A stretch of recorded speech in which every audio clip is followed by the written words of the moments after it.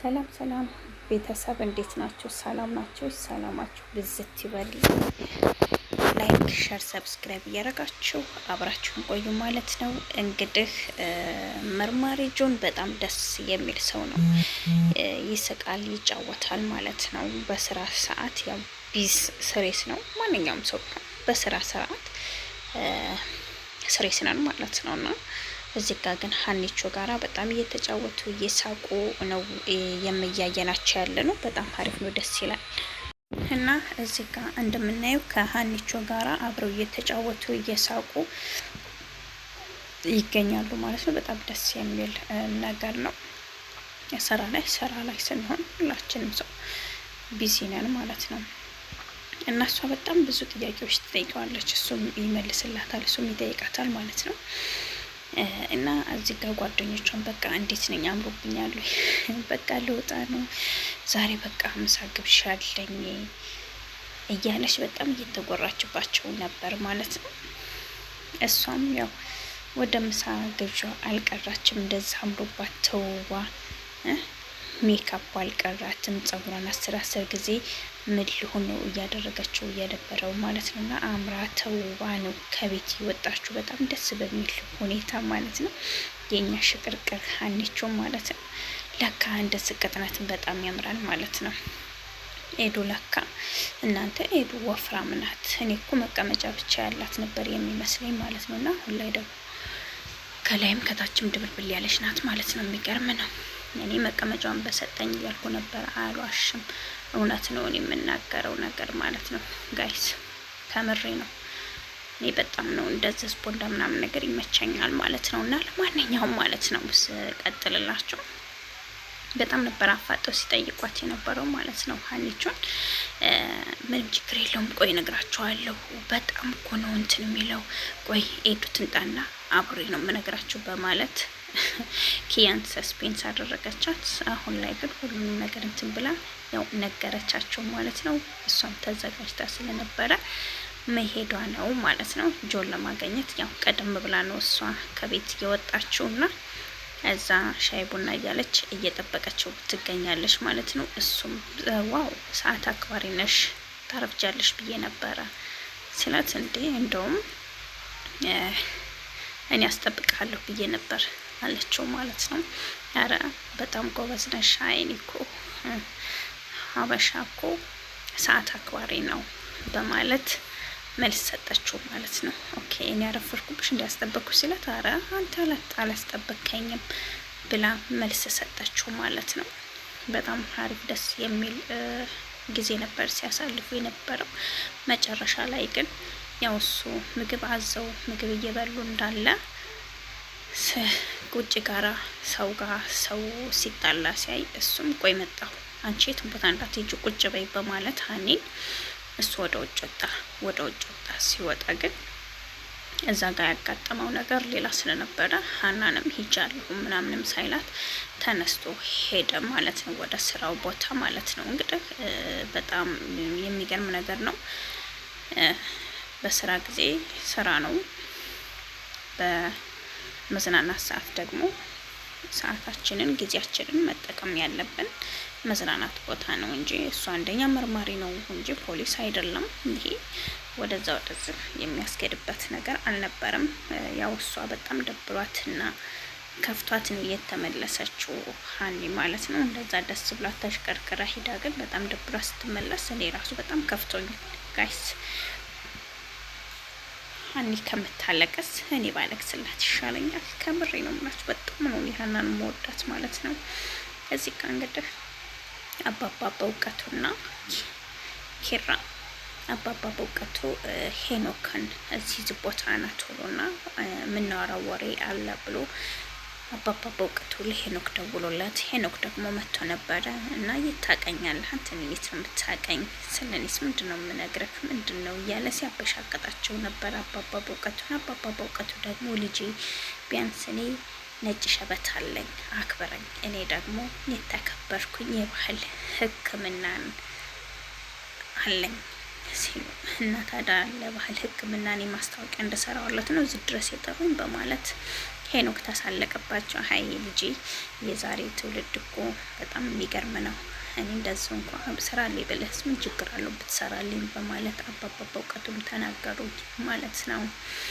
አይ የምትናገረውን ነገር ተናገር በማለት በጣም ዝቅ እያደረገ ሲናገራቸው፣ ኪራ ደግሞ አጋጣሚ መጣ። አጎቴ ምን እዚህ ትሰራለህ በማለት አይ ልጄ ምን ልትሰራ መጣህ አንተ በማለት ይጠይቃቸዋል። አባባ በእውቀቱም ልጄ ለምን መጣህ ሲል አንተ ለምንድን ነው እሱን እዚህ የቀጠርከው በማለት ግብ ግብ ተፈጠረ። እዚህ እንግዲህ እናቴን ፍለጋ እነ ቅዱሴና ሁሜና አባባ በእውቀቱ እናቴን ፍለጋ መንገድ ለመንገድ እየቃጠኑ ሲገኙ ነበረ። አጋጣሚ ሆኖ እናቴ መኪና እያጠባ አገኙት።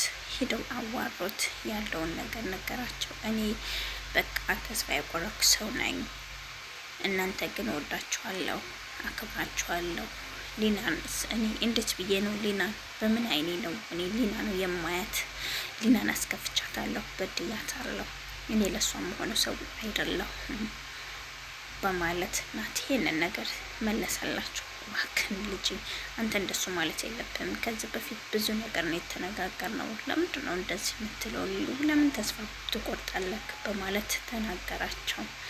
እንግዲህ የሚገርም ነገር ቤቲና አማን እጅ ከፍንጅ ተያያዙ። ሄኖክን በጣም ተናዶ ስለነበረ ውጭልኝ፣ አይንሽ ማየት አልፈልግም በማለት ቤቲን ከመኝታ ክላሷ አባረራት። ሄኒ ምንም ነገር የተፈጠረ ነገር የለም፣ እመነኝ እባክህን፣ አትጫወት፣ አትጮፍ በማለት እሷም ተናገረችው።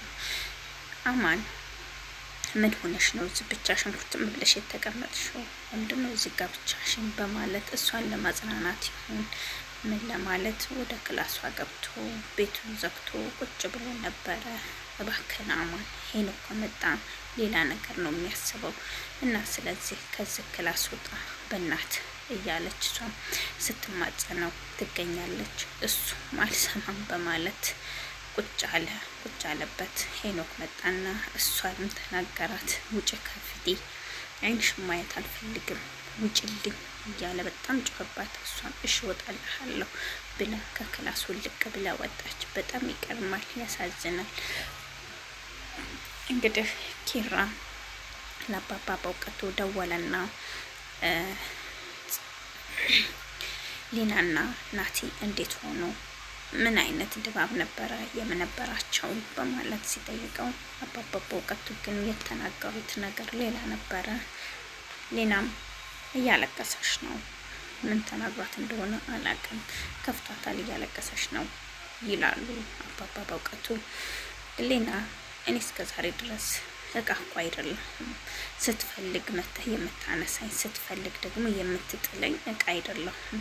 እኔ እኮ ሰው ነኝ። እኔ ላንተ ልዩ ጊዜና ቦታ ነበረኝ። እንዴት እንደዚህ ታደርገኛለህ? እንዴት ጥለኸኝ ትሄዳለህ? ለምን ብላ ናቲን ታለቅሳለች። እንግዲህ አው ከነገ ዛሬ ይመጣል እያለች ባዶ ቤት ተቀምጣ ከርማለች።